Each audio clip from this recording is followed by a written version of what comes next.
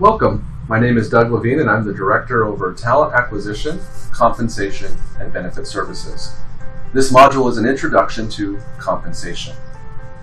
The University of California is recognized worldwide for excellence in education, research, and its clinical enterprise. And at the root of our excellence are our employees. We want to recruit and retain the best employees, and maintaining distinction in our compensation program is part of an overarching theme in perpetuating the UC's reputation, as well as fulfilling our local health mission. Compensation is a broad area of HR covering salary administration, classification of positions, application of overtime rules, and completing market surveys, and much more.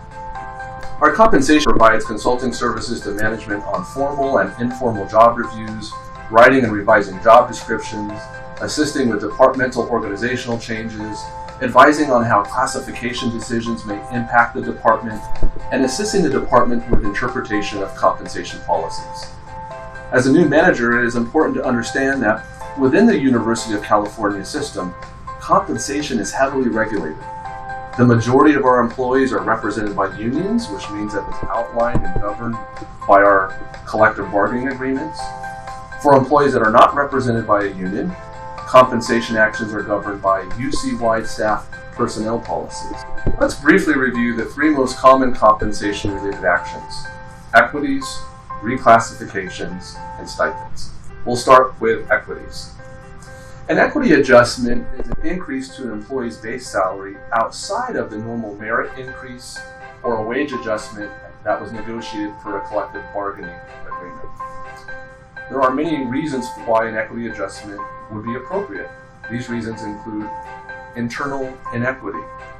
For example, if we discern that the salary of a long-term employee is low relative to a new hire in the same title code with similar experience, skills, knowledge, and assignments, then an adjustment may be justified for that long-term employee. Another reason might be market inequity. The market has substantially changed for a role, and UC is no longer paying competitively compared to a competitor health system or a university. Well, then an adjustment would be appropriate. An equity could also be given for changes in assigned functions or work tasks that increase the scope and the complexity of the position. But it might not necessarily elevate the position to a higher classification, so an equity could also be appropriate. Let's talk about topic number 2, reclassifications. A reclassification is a change from one payroll title to another outside of the normal recruiting process. A reclassification occurs when permanent and substantial changes in job duties occur. Now, some examples include changes in the nature, the variety, or the difficulty of the work, or it might be a significant change to the number or type of employees supervised. Here are some things to keep in mind with a reclassification. The focus is on the position, not the individual. The position has changed. A superstar employee doesn't mean they should be reclassified. You must ask the question, has the body of work within this position changed? And more often than not, changes to the position have generally taken place over time. It might be that this position has taken on a little more, a little more, a little more, and now in reality, after many months or years, it's now a different position. Lastly, when reclassifying someone, it means that we would not be backfilling the old position.